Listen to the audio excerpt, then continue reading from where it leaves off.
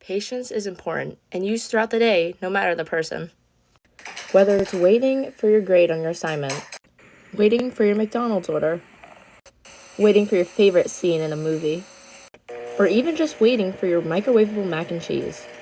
No matter what you're waiting for, patience is important. Being able to wait for something is a struggle for many people, including myself. When I want something to happen, I don't want to wait around for it. I just kind of want it to happen. Learning about the virtue of patience can lead to a more organized lifestyle and lead to better self-improvement. When people are not patient, they often experience anxiety and feeling on edge. Without patience, a person may feel angry and display these emotions when something they want is not happening. It is important to be patient because it can keep you calm and relaxed. It can help you realize that worrying about something won't make it happen any faster. If you're patient, you may notice the things around you that you may not have noticed if you're stressing about something.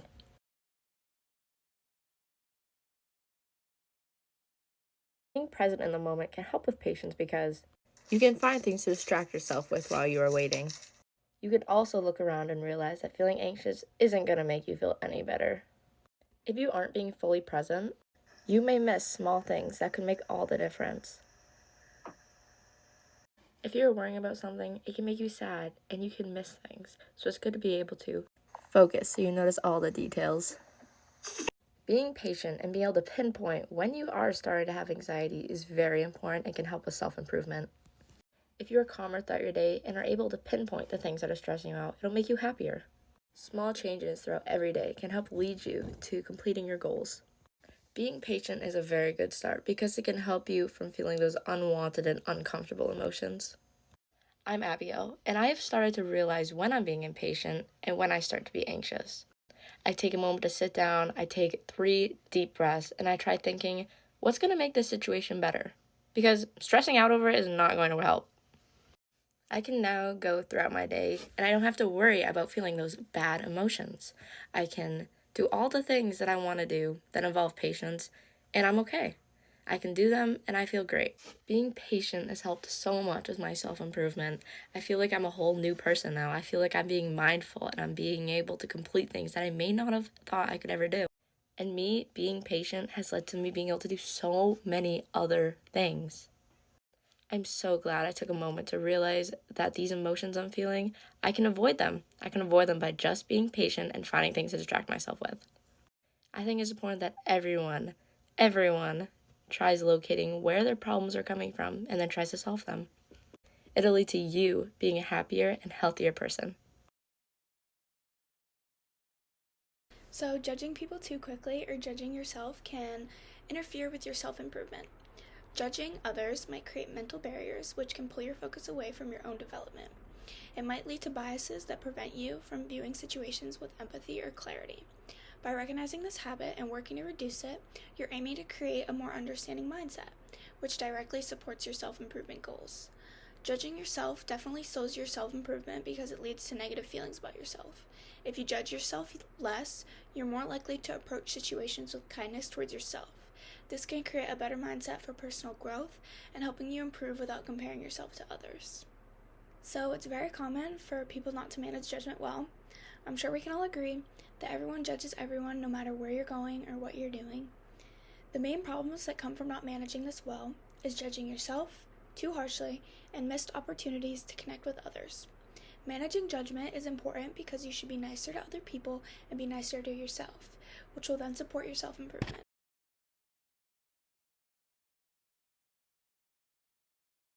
Mindfulness helps manage judgment by keeping you focused on the present moment instead of jumping to conclusions about yourself or others. When you're fully present, you're less likely to make judgments and more likely to respond with understanding. So, those points connect to self-improvement by showing how mindfulness can be a powerful tool. By being present in the moment and judging less, it can help you have empathy for others and compassion for yourself. When practicing mindfulness, you notice your thoughts and feelings without reacting right away. This awareness allows you to take a moment to decide how to respond instead of rushing to conclusions. If you're not fully present in the moment, you might miss changes to grow and connect with others. This ties into our group's objective of self-improvement. Mindfulness is an easy way to become more aware and reduce judgment.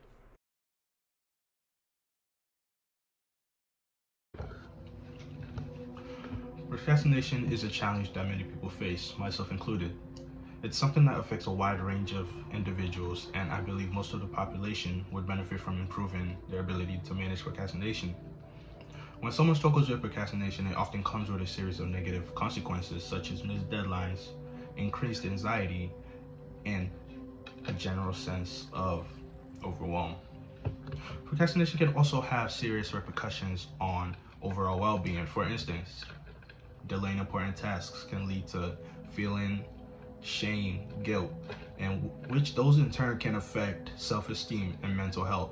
In some cases, chronic procrastination can even impact physical health, as stress and anxiety from putting off responsibilities can lead to sleep problems, headaches, and tensions. Procrastination also affects relationships because it often leads to misunderstandings, frustration, and poor communication with family, friends, and colleagues. It's clear that procrastination, while seemingly being a possible issue of delay, can spiral into a far-reaching problems in our personal and professional lives. This issue directly connects to my group's objective, which is self-improvement. Small, consistent efforts to overcome procrastination can lead to significant positive changes. Just as with any form of personal growth, tackling procrastination one step at a time is more effective than making no effort at all.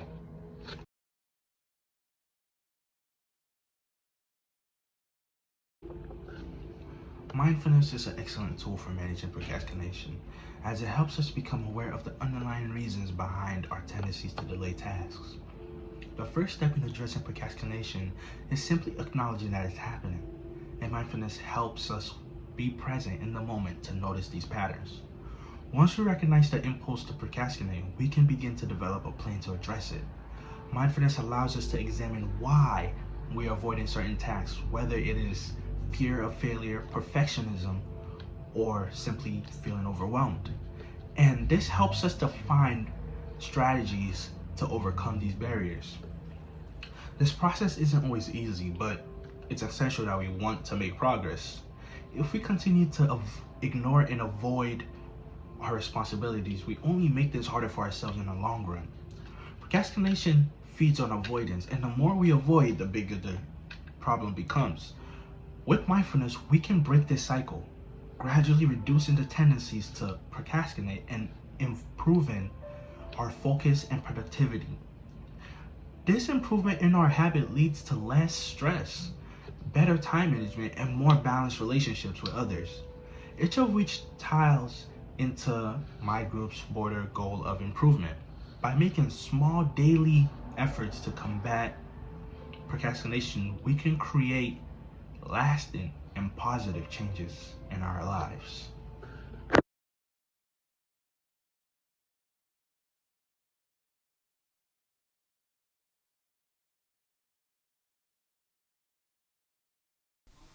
So for my mindfulness habit, I had stress management. I think this is a crucial skill that a lot of young adults lack quality habits too. A lot of us are overstressed.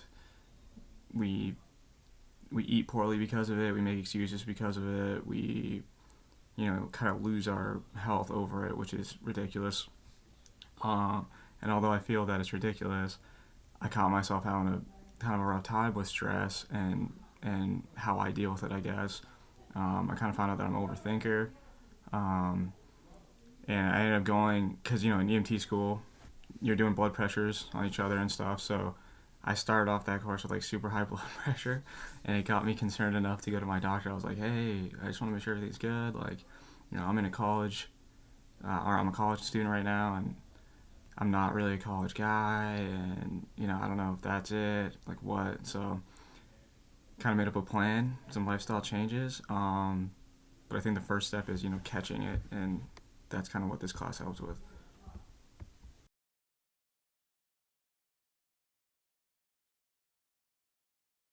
So an example of this for me would be, like I kind of was talking about before, I'm new in EMS, so it's definitely a big change for me considering I come from the Army, and like in the Army, you just kind of have to be responsible for yourself. Obviously there's leadership in the Army, and like if you have a leadership role, you are looking after a bunch of people, and it's a little bit different, but I never had a major leadership role. So I've only really had to look after myself. And then, you know, the job I had after the army, same thing. Like, I was a supervisor for a little bit, but like it wasn't too crazy. It wasn't too complicated. And I really kind of just had to take care of myself, like make sure that I was at work on time and like doing what I was supposed to be doing, that kind of thing. Now with EMS, it's a lot different, right? So it's all those things incorporated into one, but you're also like some stranger is kind of their life is in your hands, which is a big deal. Um, in the first couple weeks at EMS school, they kind of like teach you that, and it's like, hey, like you're gonna see crazy shit. You're gonna be um, basically like sacrificing your sanity and like your life to this to be like good.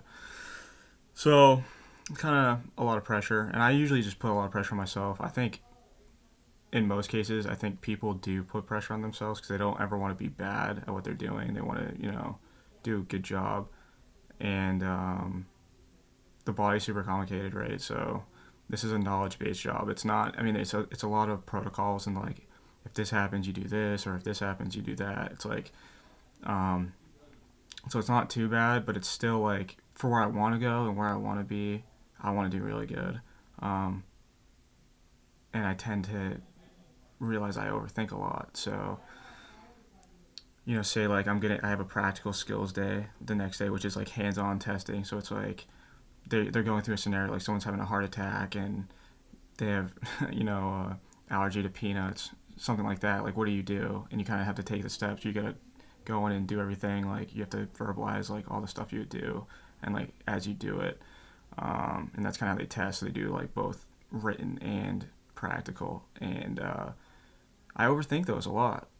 Like the night before, like if I know I have one coming up, I go over everything and I feel very solid and um, just confident in my ability, I guess. But then I also know like they're gonna try to trick you and they're trying to mess with you just to give you the hardest scenarios possible. And I think it's like a thing of like I don't want to look stupid, but it's also like me overthinking a lot, and then I don't get sleep or I don't sleep as well as I could, and then I go in and I don't know, I might do something actually a lot stupider than I normally would because I'm overthinking something. So yeah, that was a huge kind of realization. I was like, damn, it's kind of weird that I'm in this communications class and now I'm kind of fumbling here. Uh, but I do think it's important to kind of just understand why you're doing those things, and that's something that this class helps with, right? So I'm overstressed and I feel overwhelmed, and I'm total ADHD kid, so like I don't necessarily I'm not very good at like focusing at one thing at once, and I have to focus on like a multitude of things, and like it's really hard for me to organize that. So that's like something that stresses me right out. And I'm just talking with like school classes, and then like my EMT stuff, and then like stuff outside. So it's like hard for me to come to that perfect balance. Yeah, but this class has just helped me realize kind of the triggers to my stress, which is huge. And I don't think I was ever gonna like come up with like a perfect solution to it. I think that's like, in a couple months, it's kind of insane to think, but I think definitely come a huge way from where I started, and it all starts with just recognizing it.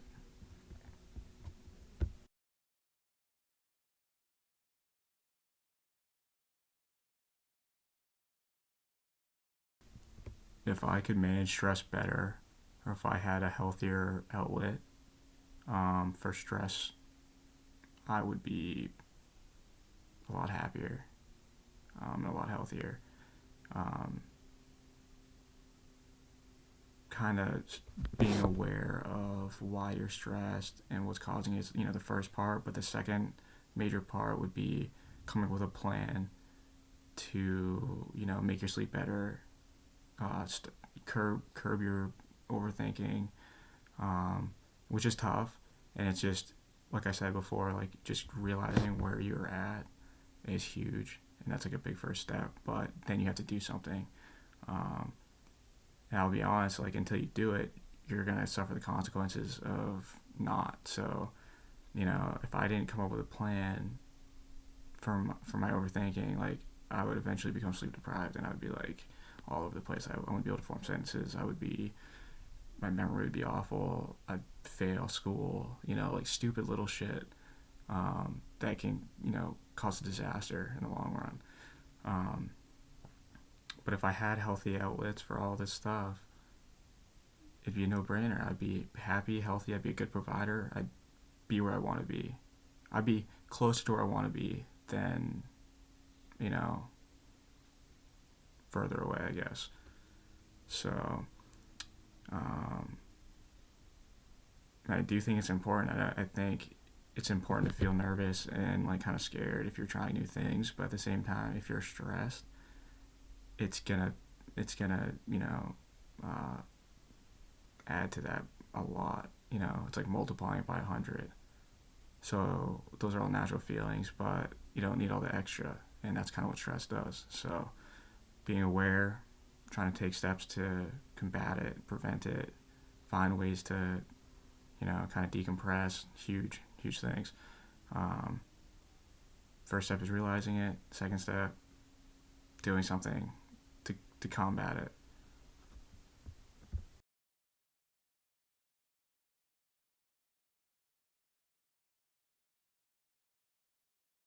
So a major thing that mindfulness has helped me with would be just realizing that I am stressed. That's huge. Like I said before, I think that a lot of people kind of stress subconsciously, or they've been doing it for so long where it's kind of hard to realize that they're stressed. Like they always feel it, but they never do anything about it, or like they just kind of accept it.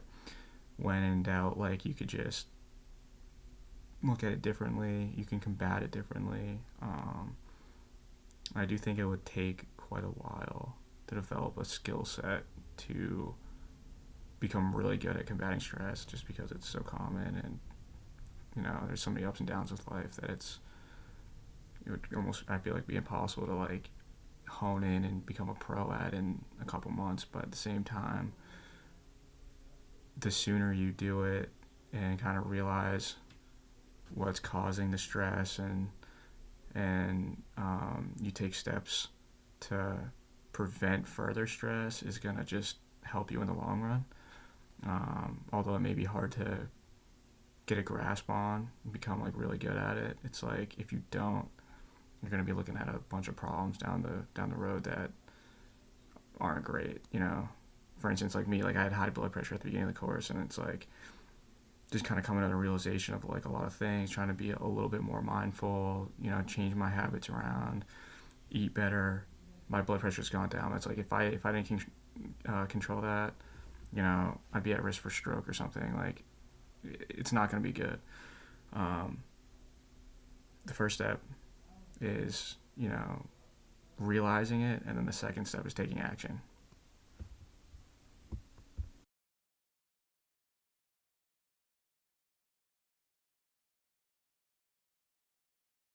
I do think everyone should take this course. I'm not just saying that. I do think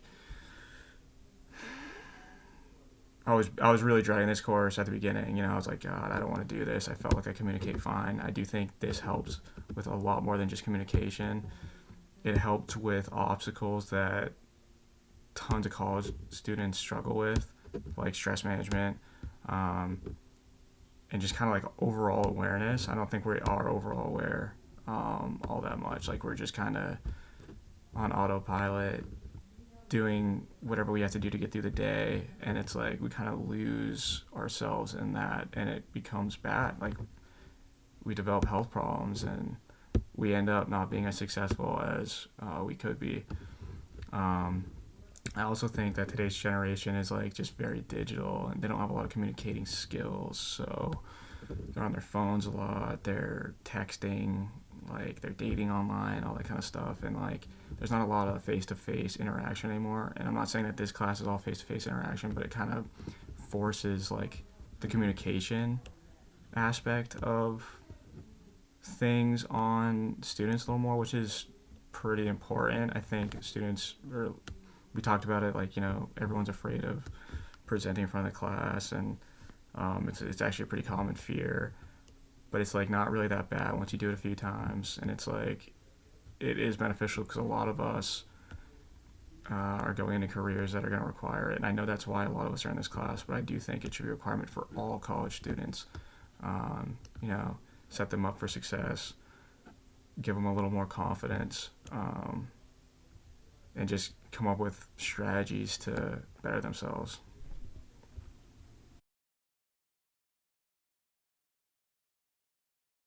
Anger issues are a challenge that a lot of people face, including myself. Anger issues can interfere with self-improvement because it can lead to low self-esteem, self-blame, and possibly depression. It can also lead to aggressive behaviors and violence. However, understanding and managing anger issues can help turn it into motivation for a positive change.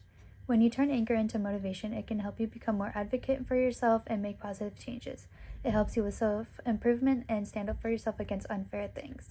It's very common for people to not be able to manage their anger well. Dealing with anger issues can lead to multiple problems like strain on relationships, issues at work or school, and sometimes can even affect your own health. Managing your anger is very important because it can help you maintain a positive outlook on things, improve relationships, communicate effectively with people, and can improve your mental and physical health, which will support self-improvement.